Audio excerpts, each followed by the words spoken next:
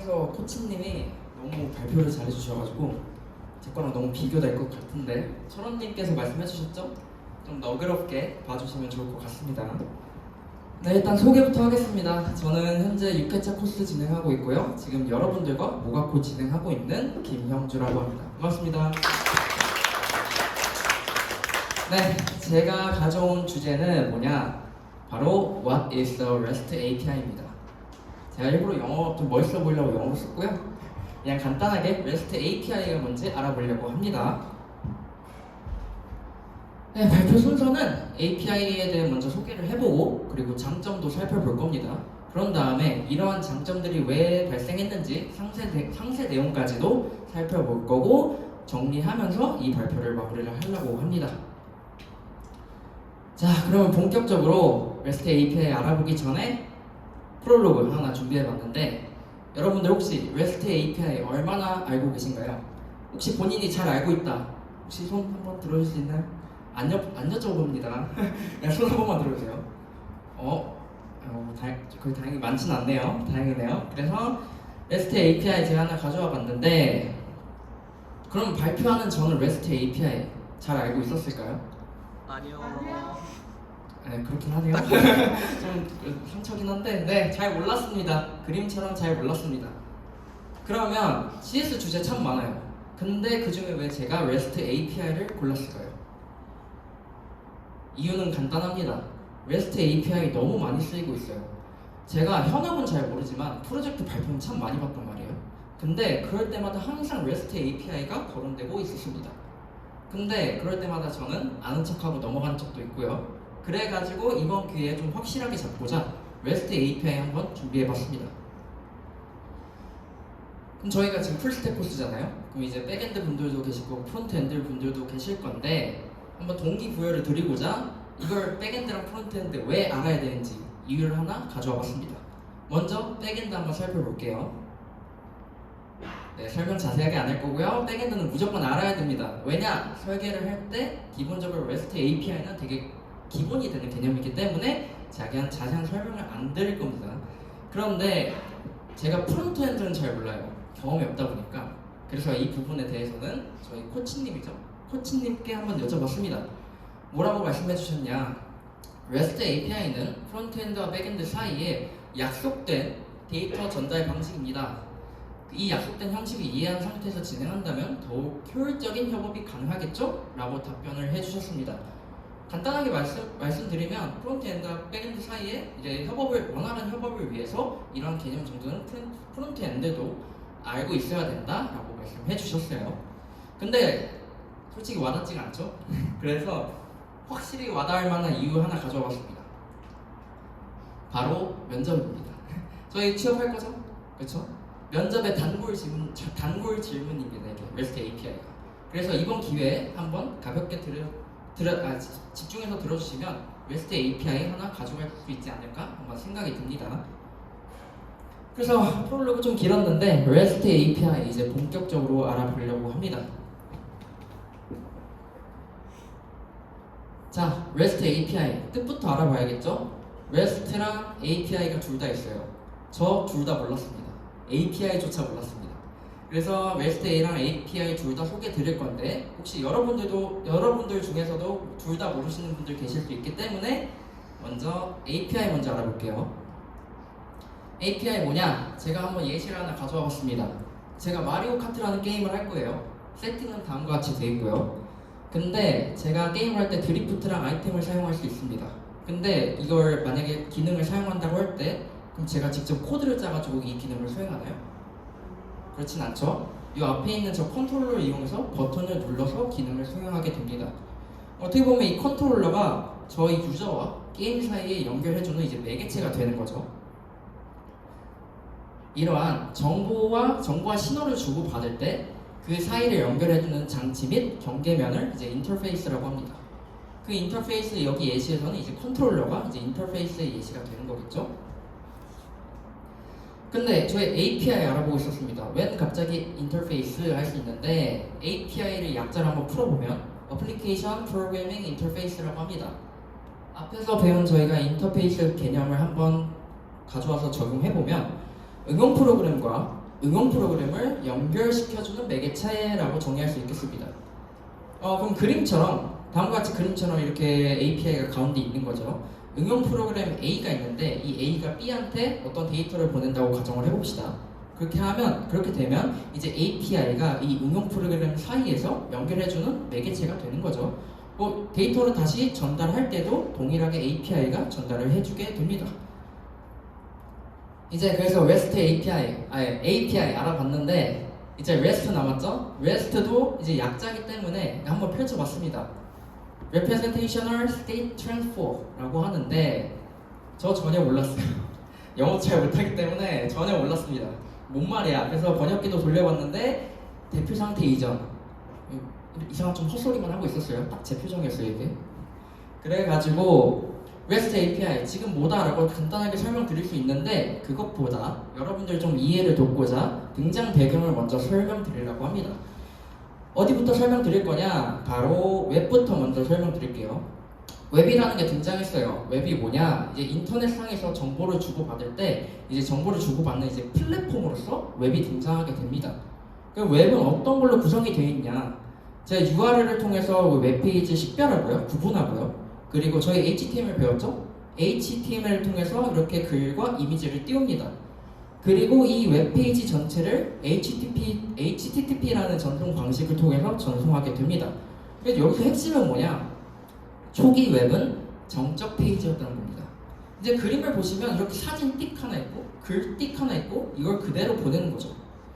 근데 요즘 같은 웹페이지 어떻습니까? 지금 네이버 페이지 하나 제가 예시로 하나 가져와 봤는데 여기 보시면 입력도 가능하고 페이지 이동도 가능하고 이제 카테고리 변경도 가능합니다.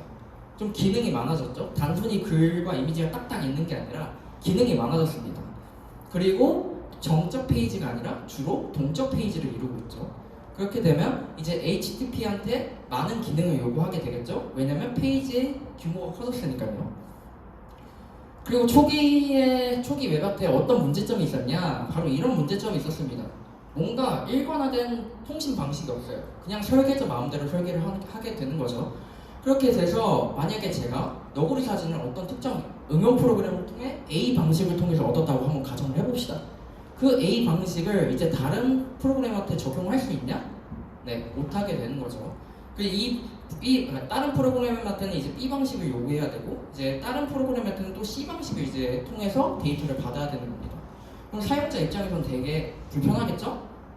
그래서 HTTP 이제 1.0을 개발할 때 참여한 이제 로이 필딩이라는 이 사람이 한번 이 고민을 합니다. 웹을 망가뜨리지 않고 웹은 이미 너무 활발하게 사용되고 있으니까 웹을 망가뜨리지 않고 이 HTTP를 향상시킬 수 있는 방법이 없을까 하고 고민을 해요. 그래서 나온 게 바로 이 REST입니다. 앞에서 어떤 상황이라고 했죠? 통신 방식이 일관적이지 않아요. 그리고 점점 페이지는 복잡해지고 있어요. 그런 걸 커버하기 위해 등장한 게 REST인데 한번 읽어볼까요? 통신 방식을 일관화하고 페이지가 복잡해지더라도 문제없이 동작 가능하게 하는 설계 스타일이라고 써 있습니다. 설계 스타일인 거예요, REST라는 건. 그리고 로이 필딩은 이러한 설계 스타일에 맞는 6가지 디자인 원칙을 이렇게 정해놨습니다. 저희 이 자세한 디자인 원칙은 이제 뒤에서 살펴볼 거고요. 그래서 좀 힘들었죠? REST랑 API 한번 알아봤습니다. 한번 전체적으로 알아봤는데 한번 이거 그대로 적용해 볼게요. 복잡한 페이지도 문제없이 동작하게 하는 약속된 설계 방식 스타일, 이게 REST죠. 여기까지가 그 REST 스타일로 만든 어플리케이션 인터페이스라고 생각하시면 되겠습니다. 자, 어째 좀 감이 오시나요? 그래서 이제 본격적으로 이제 할 건데 그 전에 허리 펴겠습니다. 예전에 제가 OT를 여기서도 했었는데 허리 안 아프셨나요? 진짜 허리 너무 아팠죠. 저 집 갈 때 이러고 갔던 기억이 있습니다. 진짜. 그래서 한번 허리 피는 시간 가졌으면 좋겠고요. 어느 정도 폈으면 저 땀 한번 닦게요. 자, REST API 이제 장점에 대해 한번 알아보겠습니다. REST API가 이렇게 등장을 했어요. 어떤 장점이 있냐? 바로 확장성입니다. 첫 번째, 이 뒤에서 자세하게 설명드릴 거지만 서버와 클라이언트가 분리가 되면서 역할 분리가 되면서 각자 독립성이 이제 증가하게 돼요. 그러면서 자연스럽게 확장성도 커지게 됩니다. 두 번째, 쉬운 사용입니다. 왜 갑자기 쉬운 사용이냐? REST API가 등장하기 전에는 이제 SOAP라는 이제 통신 방식을 통해서 통신을 했어요. 그런데 이 SOAP 너무 사용하기 복잡하고 어려웠어요. 그래서 사람들이 거의 울며 겨자 먹기로 사용하고 있었는데 REST API라는 게 쉬운 방식으로 등장하면서 쉬운 사용이라는 이제 장점을 가지게 된 겁니다. 그래서 세 번째, 재사용성인데 기존의 HTTP를 그 기반으로 해서 만든 거예요. 현재도 HTTP 많이 사용되고 있는데 그런 기반으로 사용됐기 때문에 재사용성이 좋다는 이제 장점을 가지게 되었고요. 그렇게 현재 REST API는 현재도 되게 활발하게 사용되고 있습니다. 근데 사실 그것보다 가장 큰 장점이 있어요. 바로 이건데요. 이전에 기억나시나요? 같은 결과값을 얻기 위해서 얻는다 해도 이제 각 응용 프로그램마다 통신 방식을 각각이 다 달라가지고 유저 입장에서는 그걸 외웠어야 됐어요. 하지만 이렇게 일관된 통일 방식 스타일을 제한하면서 이렇게 방식을 다 통일시킨 겁니다. 유저 입장에서는 되게 편하겠죠? 제가 같은 결과를 얻기 위해서 다른 응용 프로그램의 이제 통신 방식을 따로 외워두지 않아도 돼요. 어차피 한 통신으로만 진행할 거기 때문이죠. 자, 그래서 장점 알아봤어요. 근데 갑자기 장점이 나온 거에 대해서 조금 의아하실 수 있습니다. 그래서 그 장점이 발생한 이유, 이제 상세 내용을 한번 살펴볼 겁니다. 자, 6가지 이렇게 원칙이 앞에서 있다고 말씀드렸어요. 그 중에서 다 하면 우리 다들 지금 힘드시니까 중요한 3개만 살펴보고 넘어가도록 하겠습니다. 자, 첫 번째, 클라이언트 서버입니다. 한번 읽어보면 클라이언트는 요청, 서버는 요청에 대한 응답이라고 써 있습니다. 이게 무슨 소리냐? 클라이언트는 서버한테 그림처럼 이렇게 요청을 하면 되고 서버는 그 요청에 대한 응답을 보내기만 하면 된다 이 말입니다. 이게 뭐가 좋은데? 라고 할 수 있어요. 뭐냐? 서버 입장에서는 이 요청을 받은 거에 대한 응답을 보내는 것에만 집중하면 되고 이 클라이언트 입장에서는 이 응답 받은 것을 HTML로 띄우는 것에만 집중하면 돼요. 이게 무슨 뜻이냐? 역할 분리가 확실하게 되었다는 거죠. 역할 분리가 확실하게 되면 각각 독립성이 증가했다는 것도 의미하고 더 확장해서 의미해보면 확장성이 증가한다는 장점이 생깁니다. 확장성 증가, 어디서 많이 봤죠? 앞에서 말한 REST API의 장점 중 하나인 겁니다. 그래서 이 디자인 원칙이 있기 때문에 REST API가 확장성이 좋다라는 장점이 생긴 거죠. 이제 두 번째 디자인 원칙은 바로 무상태성입니다. 이제 앞에서 이제 발표에서 HTTP 발표에서도 말이 나왔는데 한번 읽어보면 서버에서 클라이언트의 상태를 저장하지 않는다라고 써 있어요. 이해 안 되시죠? 그래서 스테이트리스의 반대 용어인 스테이트풀을 하는 예시를 가져와 봤어요. 제가 클라이언트인데 제가 서버한테 이렇게 아샤추를 요청을 하나 했어요. 그럼 서버는 아샤추 오케이 했어요. 그런 다음에 클라이언트인 제가 2잔을 요청합니다. 그럼 서버는 이전에 이 클라이언트가 아샤추를 요청했기 때문에 아샤추 2잔이라고 이해하면서 아샤추 2잔에 대한 응답을 해요. 근데 스테일리스는 뭐냐 보시면 똑같이 아샤추를 먼저 요청합니다. 그런 다음에 2잔이라는 걸 요청하면 그 서버는 어떻게 반응하냐? 뭐로 2잔? 이라는 좀 이해하기 힘든 응답을 하게 되는 거죠. 어떻게 보면 좀 현실 사회에서 좀 정상적인 사고 방식이면 이게 좀 더 좋아 보여요. 왜냐면 이전 방식을 기억한 상태에서 그 클라이언트의 요구에 맞게 응답을 해주는 거니까 어떻게 보면 이게 더 좋아 보여요. 어떻게 보면. 그런데 이 스테인스가 왜 원칙으로 들어갔냐, 디자인 원칙으로 왜 들어갔냐, 이게 잘 생각해보면 또 이런 장점이 있습니다. 서버는 클라이언트가 이전에 이제 무슨 요청을 했는지 무슨 요청을 보냈는지 모르고요. 이게 무슨 뜻이냐? 서버는 클라이언트의 이전 상태 정보를 가지고 있을 필요가 없다는 걸 또 의미합니다. 이게 또 무슨 말이냐? 메모리 공간이 그만큼 확보가 된다는 걸 또 의미하겠죠. 그래서 메모리 공간이 확보되면 또 어떤 장점을 가지고 있냐? 다량의 트래픽이 발생하는 환경에서 유리하다라는 이제 장점을 가지게 됩니다. 앞에서 자세하게 설명은 안 드렸지만 웹이라는 게 점차 사용자가 늘어나면서 이렇게 트래픽이 정말 많아지게 됐어요. 근데 그런 트래픽을 다 커버하기에는 이제 스테이트풀이라는 거는 적합하지 않았던 거죠. 그래서 스테이스리스라는 게 이제 디자인 원칙으로 나오게 된 겁니다. 자, 세 번째 균일한 인터페이스입니다. 이 인터페이스는 왜 갑자기 나왔냐? 앞에서 통신 방식을 이제 일관화했다고 제가 말씀드렸죠. 그 일관화된 이유가 바로 이렇게 약속된 인터페이스를 저희가 각각 설계하면서 그렇게 통신 방식이 일관화된 겁니다. 그래서 그 인터페이스가 어떤 특징을 가지고 있냐? 이 네 개의 특징을 가지고 있는데 여러분들은 어떻게 이해하면 좋냐?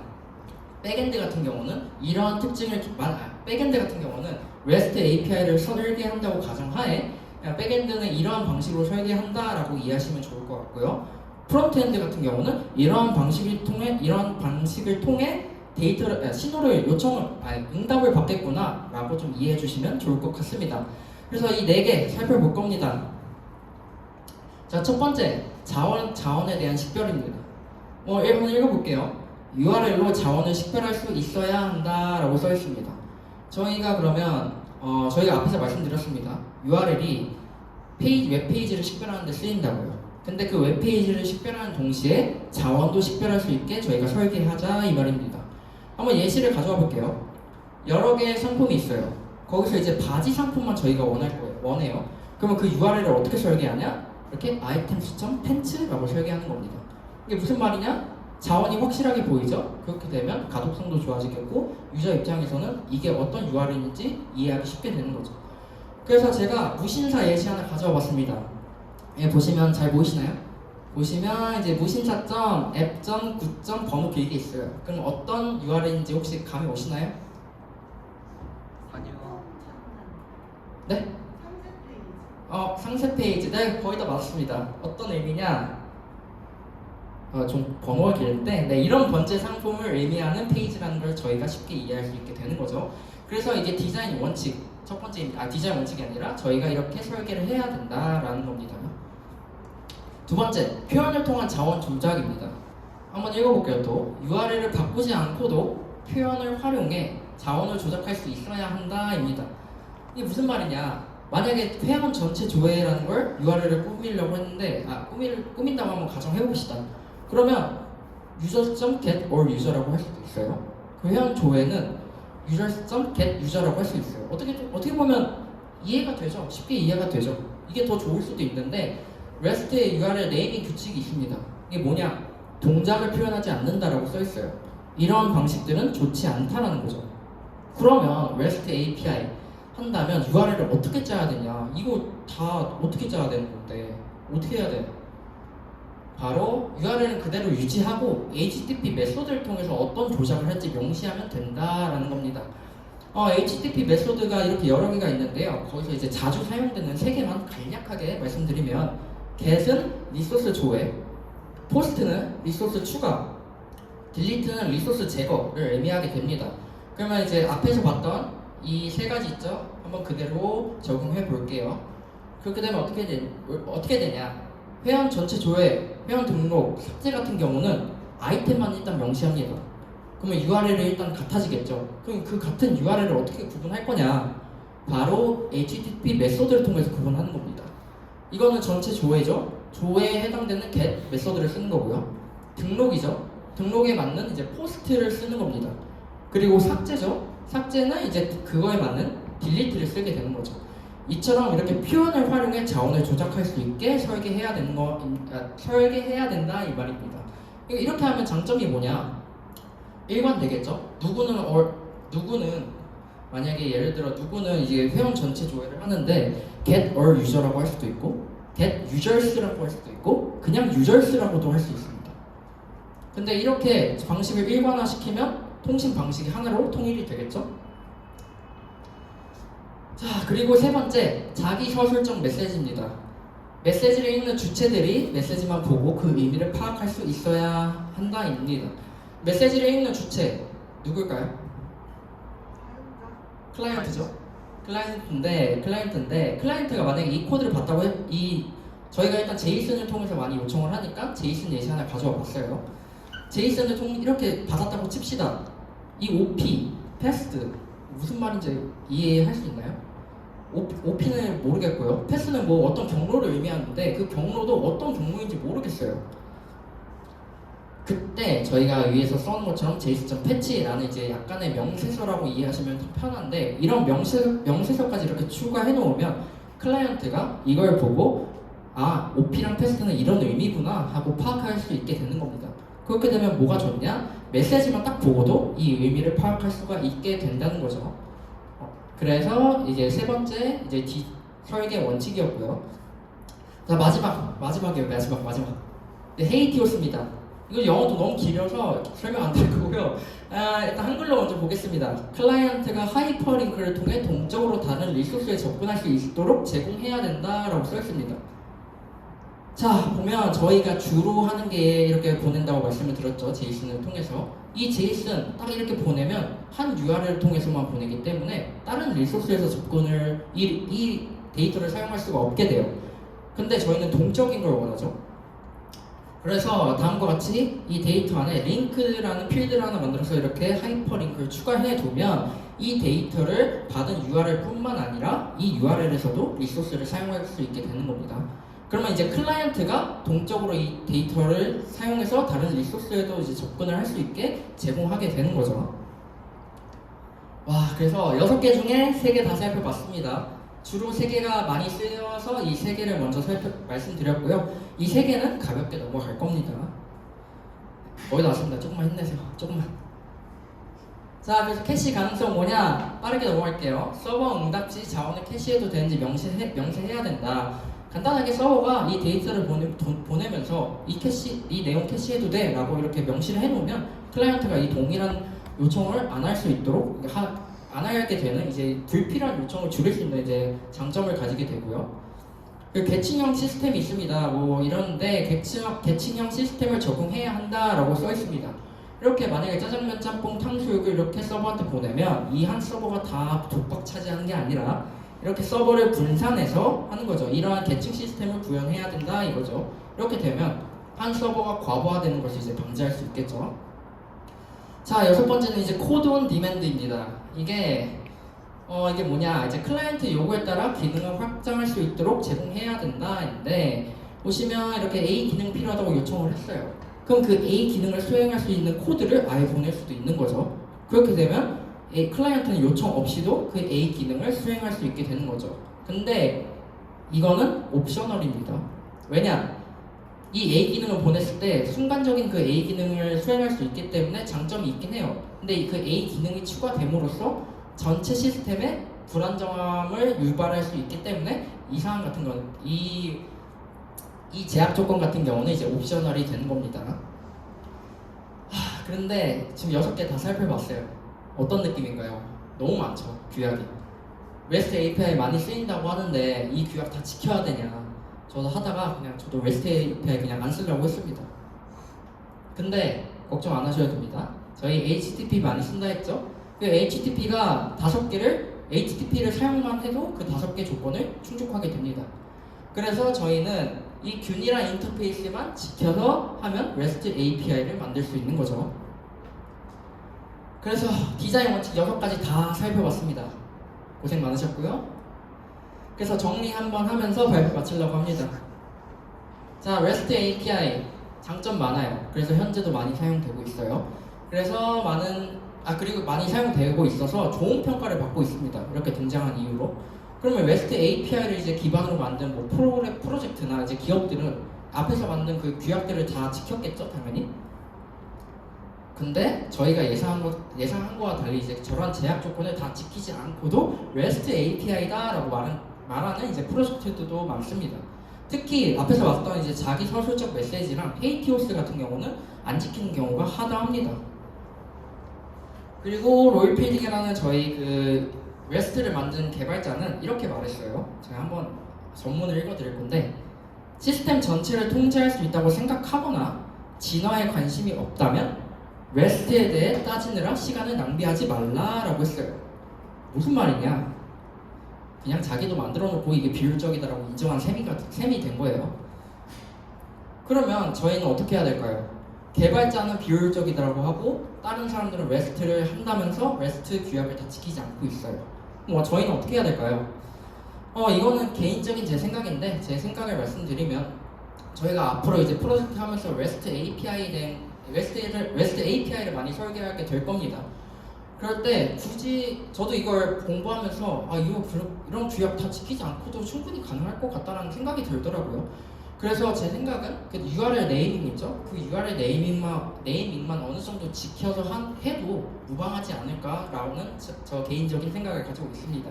그래서 정리해보면 무슨 말이냐, 개념적으로는 알고 있어야 된다고 생각합니다. 그런데 만약에 이걸 실전에 적용한다면 굳이 REST 많은 조건들을 적용하는데 굳이 이렇게 스트레스 받지 말고 그냥 기능 구현만 하는데 집중하는 게 어떨까라고 저는 생각합니다.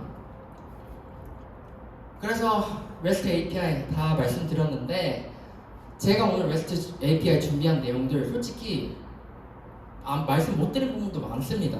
그래서 개인적으로 REST API 지금 당장이 아니더라도 나중에 한번 꼭 찾아보는 시간 가졌으면 좋겠고요. 그때 제가 발표했던 그 내용들이 그때 이런 발표를 했었지, 그런 내용이 있었지 하고 조금이나마 도움이 됐으면 좋겠습니다.